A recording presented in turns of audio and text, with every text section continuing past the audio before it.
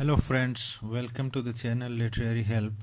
आज हम Jane Austen के नावल प्राइड एंड प्रेजुडिस के बारे में पढ़ने जा रहे हैं। ये नावल मोस्टली हर यूनिवर्सिटी के यूजी और पीजी के सिलेबस में होता है। ये एक रोमांस नावल है। इसको 1813 में पब्लिश किया गया था।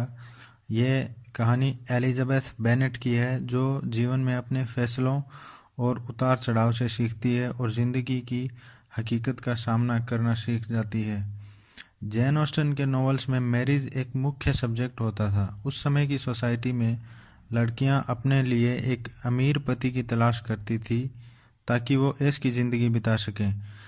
जैन ऑस्टन इस नॉवेल के ज़रिए यह कहने की कोशिश कर रही है कि पैसे के लिए शादी नहीं करनी चाहिए, प्रेम होना बहुत ज़रूरी है।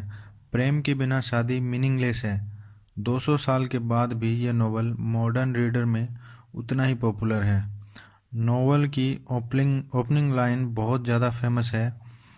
It is a truth universally acknowledged that a single man in possession of a good Fortune must be in want of a good wife. इससे उस टाइम की लोगों की शादी के प्रति जो मेंटालिटी थी उसका पता चलता है। पैसा, पद और समाज में रेपुटेशन, शादी इनको ध्यान में ही रख के की जाती थी, ना कि प्रेम। कमोबेश आज भी यही मंजर है। लड़कियां वैसे तो आज सेल्फ डिपेंडेंट बन रही है, लेकिन पति के रूप में आज भी वो एक स्पॉन्सर ढूंढने की ही कोशिश करती हैं। हमारी सोसाइटी उस 200 साल की सोसाइटी से कुछ ज़्यादा अलग नहीं है, क्योंकि आज भी यहाँ लाइफ पार्टनर चुनने की फ्रीडम लड़के लड़कियों को नहीं है। इंटरकास्ट और इंटर रिलीजन मैरिजेज आज भी टेबू और क्राइम समझी जाती है। मिस्टर एंड मिसेस बेनेट के रेजिडेंस का नाम लॉन्गबोर्न है। उनकी 5 अविवाहित बेटियां हैं। सबसे बड़ी जैन, फिर एलिजाबेथ, मैरी, किटी और सबसे छोटी बेटी लिडिया। मिस्टर बेनेट अपनी जायदाद अपनी किसी भी बेटी को नहीं दे सकता, क्योंकि कानूनन उसका उत्तराधिकारी एक लड़का है और उसका नाम मिस्टर कॉलिंस है, जो कि बेनेट का कज़न है। मिसेस बेनेट जल्द से जल्द अपनी बेटियों की शादी कराना चाहती है।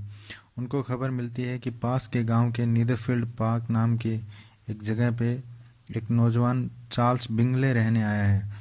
मिसेस बेनेट के कहने पर मिस्टर बेनेट बिंगले से मिलने जाता है। बेनेट फैमिली एक पार्टी में जाते हैं जहां बिंगले भी मौजूद है, जो कि वहां मौजूद मेहमानों में सबसे पॉपुलर है। पार्टी में बिंगले जैन की तरफ आकर्षित हो जाता है। बिंगले का दोस्त मिस्टर डार्सी, जो हालांकि बिंगले से दुगुना अमीर है, लेकिन वह एक अक्खड़ व्यक्ति है, वह एलिजाबेथ के साथ डांस करने से मना कर देता है और कहता है कि वह उसे सुंदर नहीं लगती।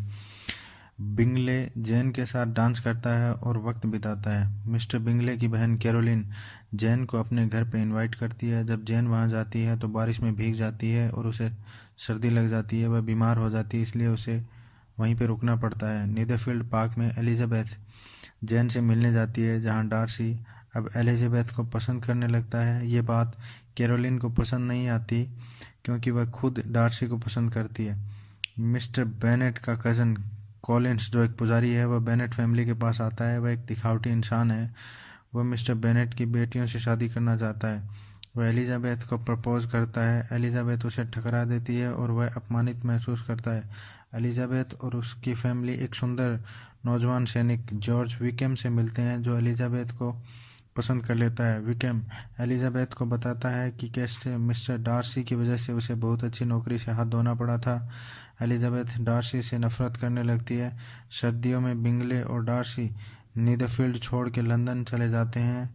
जैन बहुत दुखी होती है। मिस्टर कॉलिंस एलिजाबेथ की बेस्ट फ्रेंड शार्लोट से शादी कर लेता है। शार्लोट एलिजाबेथ को बताती है कि उसने पैसों के लिए शादी की है ताकि उसकी ज़िंदगी अच्छे से गुजर जाए। कुछ दिन बाद एलिजाबेथ शार्लोट व कॉलिंस से मिलने जाती है, जो डार्सी की रईस आंट कैथरीन डिबोग के घर के पास केंट नामक जगह पर रहते हैं। एक दिन वह एलिजाबेथ को वहाँ पे देख लेता है और वहाँ पे आना जाना शुरू कर देता है और एलिजाबेथ को शादी के लिए प्रपोज करता है, लेकिन एलिजाबेथ डार्सी को इनकार कर देती है। वह उसे घमंडी कहती है और बिंगले को जैन से दूर करने का इल्ज़ाम उस पर लगाती है और विकेम को नौकरी से वंचित करने का इल्ज़ाम भी लगाती है। वह वहाँ से चला जाता है और एलिजाबेथ को एक लेटर भेजता है जिसमें वह कबूल करता है कि उसने बिंगले को जैन से इसलिए दूर किया क्योंकि उसे लगा था कि उनका रिश्ता सीरियस नहीं है। वह यह भी लिखता है कि विकेम झूठ बोल रहा है क्योंकि विकेम ने उसकी 15 साल की बहन जॉर्जियाना को भगा के ले जाने की कोशिश की थी। एलिजाबेथ सोचने पे मजबूर हो जाती है।